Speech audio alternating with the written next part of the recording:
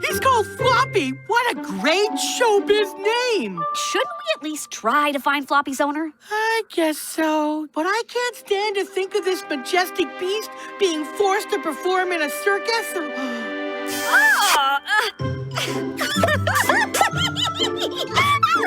What's that strange sound coming out of Gretchen's face? No one ever finds out about the delightful giggling. Look at me.